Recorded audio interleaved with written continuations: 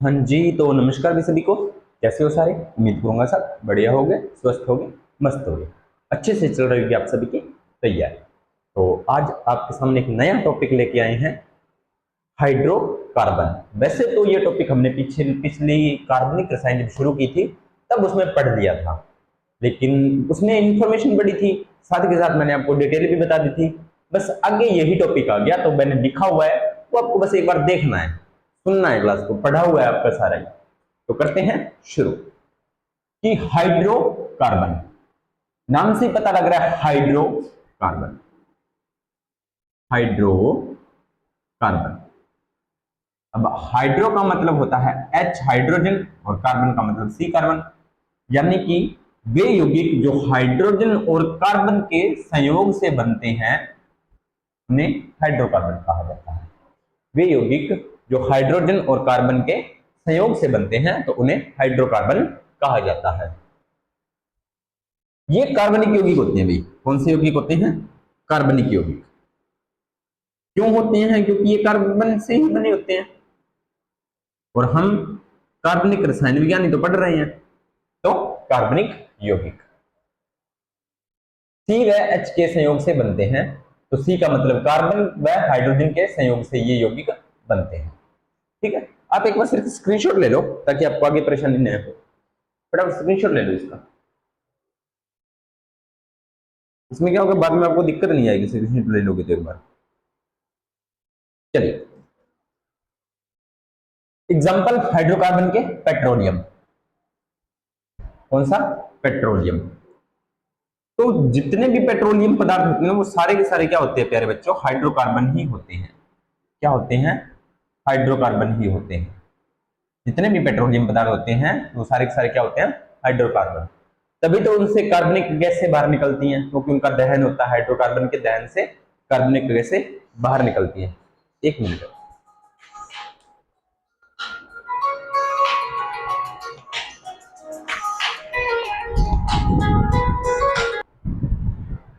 चलिए, सॉरी भाई, थोड़ा सा डिस्टरबेंस हुआ, माफी चाहेंगे। तो कार्बनिक यौगिक कौन से? पेट्रोलियम। तो पेट्रोलियम का जब दहन किया जाता है तो कार्बनिक गैसें बाहर निकलती हैं। क्यों? क्योंकि पेट्रोलियम सारे के सारे कार्बनिक यौगिक होते हैं और कार्बनिक यौगिकों का प्राकृतिक स्रोत भी पेट्रोलियम होता है। कार्बनिक यौगिकों का प्राकृतिक स्रोत भी आपका क्या होता है? पेट्रोलियम होते हैं।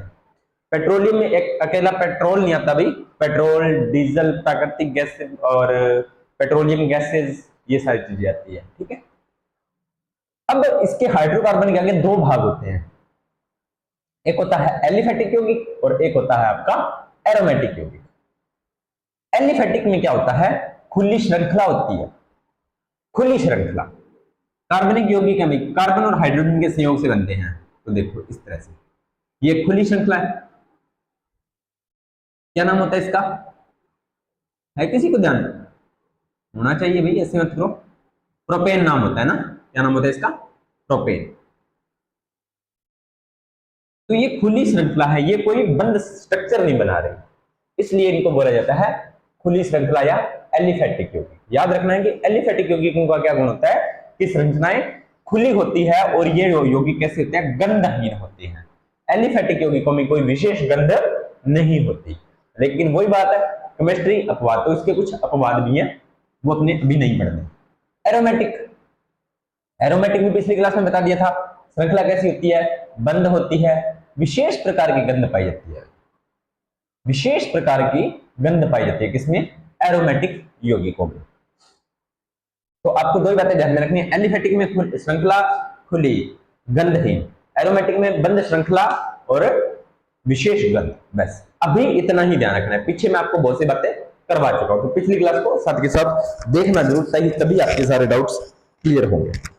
चलिए, इसके बाद में है संतृप्त हाइड्रोकार्बन, यानी कि अब बात कर रहे हैं हम एलिफेटिक के भी आगे प्रकार। एलिफेटिक के भी आगे प्रकार है जिसमें एक प्रकार है संतृप्त। संतृप्त में आते हैं एल्केन। क्या आते हैं? एल्केन। क्या आते हैं? एल्केन। एल्केन का एक नाम और होता है जिसे बोलते हैं पैराफिन। क्या बोलते हैं? पैराफिन। ये एल्केन भी मैं आपको पिछले वाली क्लास में करवा चुका हूं। अल्प क्रियाशील होते हैं जो एल्केन होते हैं ये अल्प क्रियाशील होते हैं। क्या होते हैं? अल्प क्रियाशील, यानी कि बहुत कम क्रिया करने वाले होते हैं। इसका सामान्य सूत्र क्या होता है भाई, है किसी को ध्यान? तो सामान्य सूत्र जरूर याद रख लेना, यहां से क्वेश्चन बनेगा। अभी तक इतनी बातों में एक इंपॉर्टेंट क्वेश्चन आया, एल्केन का सामान्य सूत्र। एल्केन का सामान्य सूत्र क्या होता है? तो एल्केन का सामान्य सूत्र CN H2N प्लस 2।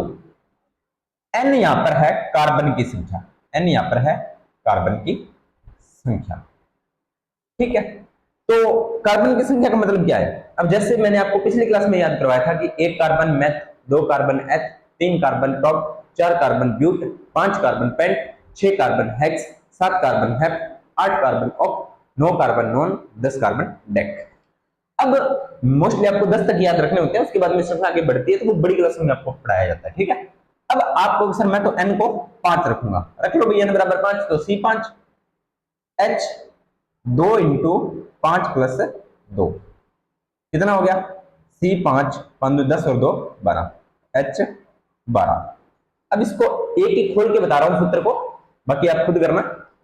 कैसे करोगे? 1 2 3 4 5, 1 hydrogen, 2 hydrogen, 3 hydrogen, 4 hydrogen, 5 hydrogen, 6 hydrogen, 7 hydrogen, 8 hydrogen, 9 hydrogen, 10 hydrogen, 11 hydrogen और 12 हाइड्रोजन। ये होते हैं एल्केन। इस तरह से आपको एल्केन कितने बनाने हैं? एक कार्बन से लेकर कार्बन 10 तक, उनके इस तरह से सूत्र लिखने हैं, इस तरह से सूत्र बनाने हैं और उनके नाम लिखने हैं, ताकि आपको आगे दिक्कत न आए। ये आपका होमवर्क रहेगा, करोगे तो बहुत अच्छी बात है, नहीं करोगे तो फिर मुझे तो कोई प्रॉब्लम है नहीं, मैंने आपको तरीका बता दिया है। तो कुछ सूत्र हैं, CH4 मेथेन, मार्श गैस होती है ये, मार्श गैस बोलते हैं, गोबर गैस बोलते हैं, है ना, ये सारी बातें। क्योंकि सी ये क्या, तो मेथ इन, ठीक है। Ethane, propane, butane, pentane, hexane, heptane, octane, नोनेन, decane. अब देखो लास्ट में मैं एक को उठाता हूं, पेंटेन। किसको? पेन, चलो इसी पे आते हैं। ये देखो पेंटेन है ना, 1 2 3 4 5 पेंटेन है। कितने कार्बन? 5 कार्बन और हाइड्रोजन 12। क्या है ये? एल्केन। तो एल्केनों की एक खास बात होती है भाई, क्या खास बात होती है? कि इनके अंदर कार्बन कार्बन के मध्य सिंगल बंध पाया जाएगा। कार्बन कार्बन के मध्य हमेशा सिंगल बंध पाया जाएगा, एकल बॉन्ड पाया जाएगा, सिंगल बॉन्ड एकल बंध पाया जाएगा। क्लियर? इसलिए अगर पूरी श्रृंखला में कार्बन कार्बन के मध्य सिंगल बॉन्ड है तो उसको एल्केन श्रेणी में रखा जाएगा। कौन सी श्रेणी में रखा जाएगा? एल्केन श्रेणी में रखा जाएगा, पहली बात। दूसरी, कार्बन की संयोजकता हाइड्रोजन के अलावा किसी से पूरी नहीं होगी, सिर्फ हाइड्रोजन से कार्बन की संयोजकता पूरी होगी, ठीक है। ये इसका विशेष गुण रहेगा। इसके बाद में एकल बंध पाया जाता है, संतृप्त की बात हो रही है अभी तक, और संतृप्त में एल्केन आते हैं। कार्बन की सभी संयोजकता, कार्बन की संयोजकता बताओ भाई कितनी है? पूरी समीकरण मैंने आपको करवा दी, कार्बन की संयोजकता बताओ कितनी है? चलो मैं ही बता देता हूं। कार्बन की संयोजकता मैंने बहुत बार बता दी है, कार्बन की संयोजकता होती है प्यारे बच्चों 4। ये 4 बंध बना सकता है, इसके ज्यादा नहीं, ठीक है। संयोजकता H से संतुलित रहती है, यानी कि सभी संयोजकताएं हाइड्रोजन से ही संतुलित रहती हैं। ये तो संतृप्त की बात है। अगला है असंतृप्त हाइड्रोकार्बन। ऐसे हाइड्रोकार्बन जिनमें कार्बन कार्बन के मध्य डबल बॉन्ड या ट्रिपल बॉन्ड होता है। ऐसे हाइड्रोकार्बन जिनमें कार्बन कार्बन के बीच या तो क्या होगा, डबल बॉन्ड, और या क्या होगा, ट्रिपल बॉन्ड। अगर कार्बन कार्बन के मध्य डबल बॉन्ड है तो उन्हें बोला जाएगा एल्कीन, और अगर ट्रिपल बॉन्ड है तो उन्हें बोला जाएगा एल्काइन। पिछली क्लासों में सारी बातें मैंने बताई हैं। तो एल्कीन पर चर्चा करते हैं। डबल बॉन्ड एथिलीन श्रेणी का हाइड्रोकार्बन है, स्टार लगा देना इस बात।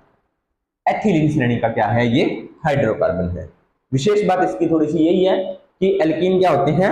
एथिलीन श्रेणी के हाइड्रोकार्बन होते हैं। कौन सी श्रेणी के हाइड्रोकार्बन होते हैं भैया? एथिलीन। कौन सी श्रेणी के हाइड्रोकार्बन होते हैं? तो एथिलीन श्रेणी के हाइड्रोकार्बन होते हैं।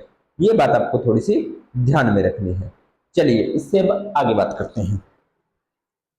सूत्र CnH2n। अब एल्केन के सूत्र की बात होती है। एल्केन का सूत्र आपको याद हो गया, तो एल्केन का भी योग कर लो साथ के साथ। एल्केन का हो गया तो एल्केन में क्या जोड़ आ रहा है, एल्केन का भी कर ही लो, क्यों परेशान हो रहे हो। CnH2n, ये हो गया एल्कीन का सूत्र। ठीक है, तो C2H 2 दूनी 4।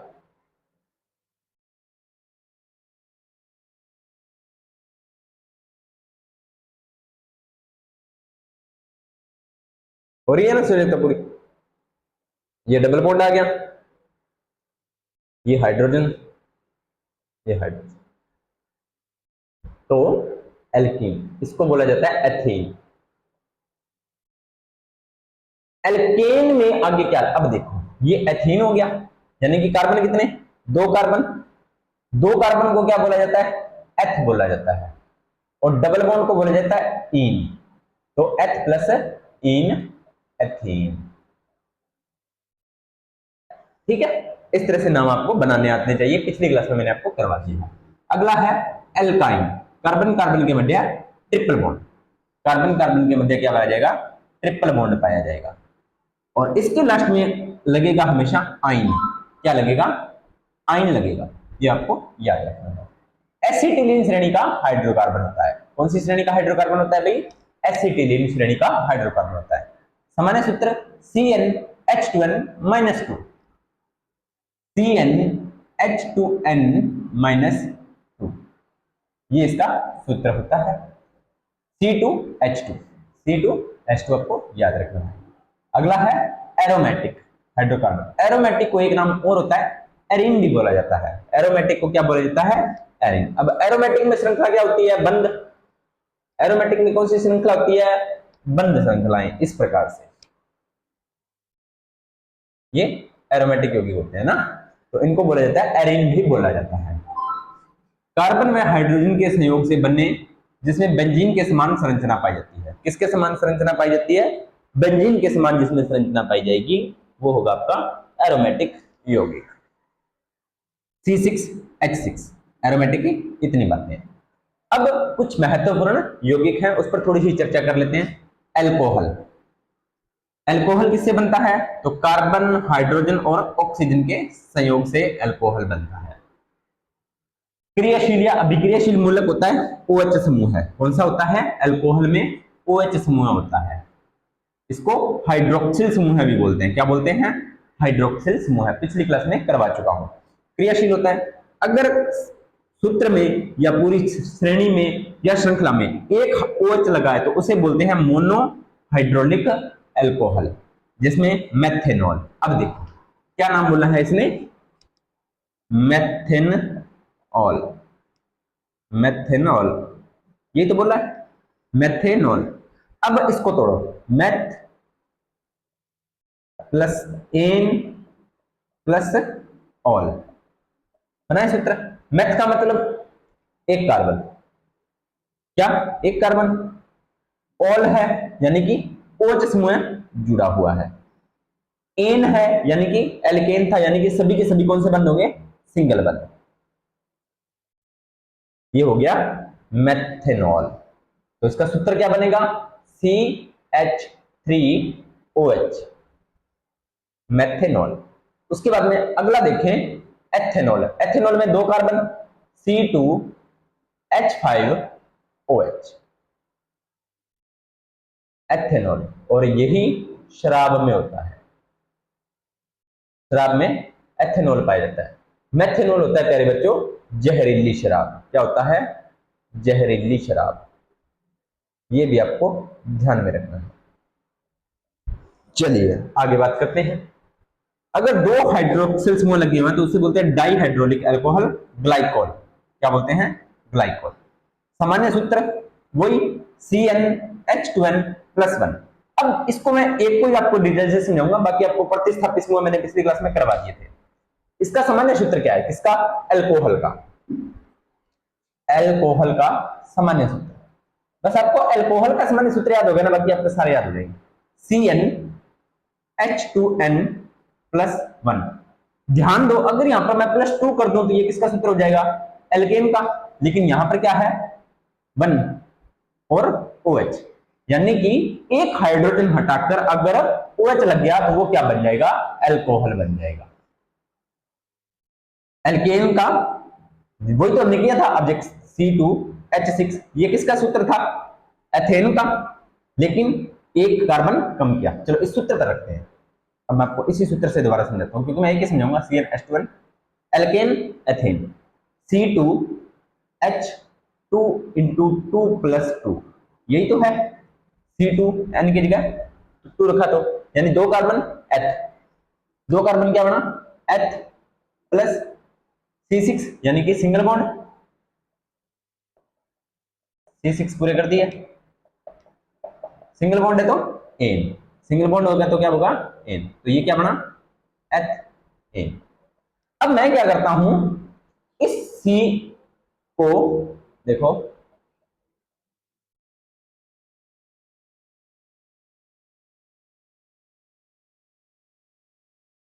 ये एक हाइड्रोजन है, मैं इस हाइड्रोजन को हटा देता हूं, तो ये क्या बना?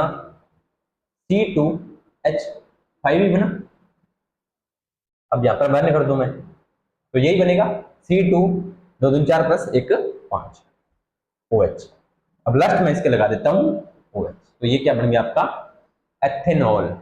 ये क्या था? एथेनॉल, एथेनॉल, ठीक है, या एथिल अल्कोहल, या आप इसको एथिल अल्कोहल भी बोल सकते हो, ठीक है, इस तरह से। तो इसका सामान्य सूत्र हो गया। इसके बाद में एल्डिहाइड।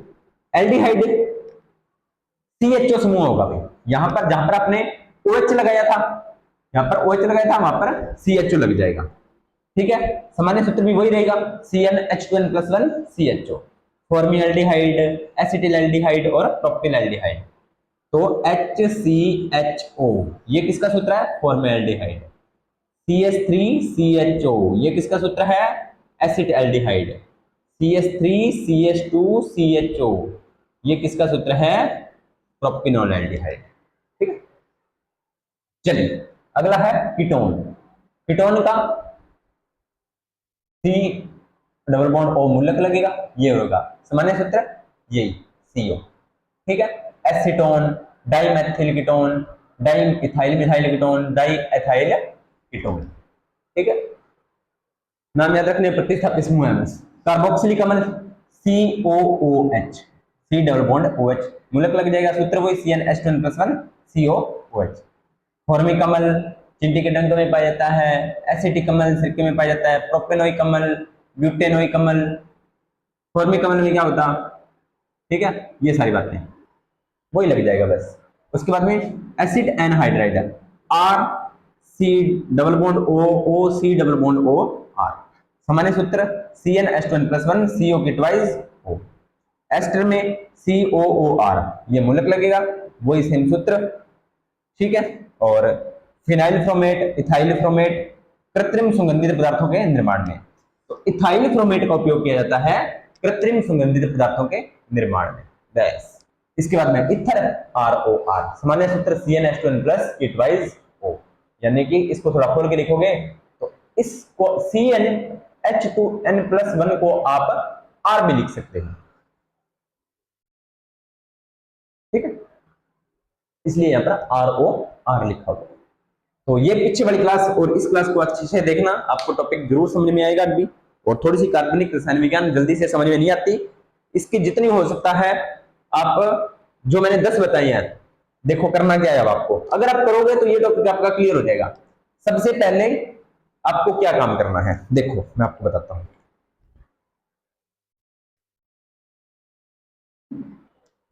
C1 को बोला जाता है मैथ, C2 को बोला जाता है एथ, C3 को बोला जाता है प्रॉप, C4 को बोला जाता है ब्यूट, C5 को बोला जाता है पेंट, C6 को बोला जाता है हेक्स, C7 को बोला जाता है हेप्ट, C8 को बोला जाता है ऑक्ट, C9 को बोला जाता है नॉन और C10 को बोला जाता है डेक।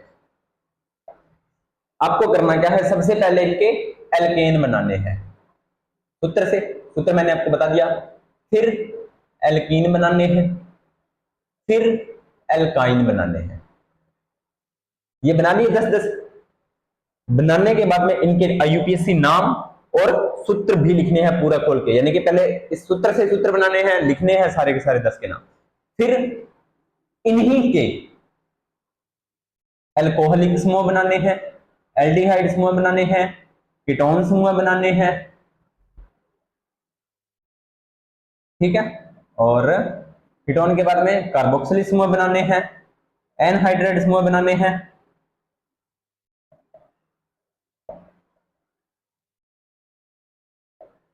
फिर एस्टर समूह बनाने हैं और फिर इथर समूह बनाने हैं। कितने हो जाएंगे? 10, 20, 30, 40, 50, 60, 70, 80, 90, 100। ये 100 सूत्र और 100 नाम अगर किसी बच्चे ने कर लिए ईमानदारी से, इस तरीके से मैंने बताए हैं, इस तरीके से अगर आपने ये 100 सूत्र 100 नाम अगर आपने कर लिए तो कार्बनिक रसायन विज्ञान आपकी कभी गलत नहीं होगी। ये सूत्र शुरुआत है, जैसे कार्बनिक रसायन विज्ञान के ये 100 सूत्र वैसे तो ज्यादा बनते हैं, लेकिन अगर ये सूत्र भी अगर आप इतने कर लेते हो तो आपको एक बार जैसे बच्चे को पहली कक्षा में बिठाया जाता है तो उसको 1 से 100 तक गिनती सिखाई जाती है ना, वो यही है। अगर आप ये कर लोगे तो आपको कार्बनिक रसायन आपकी बहुत ईजी हो जाएगी, और मैं आपसे रिक्वेस्ट करूंगा कि आपको ये जरूर करनी है, ठीक है।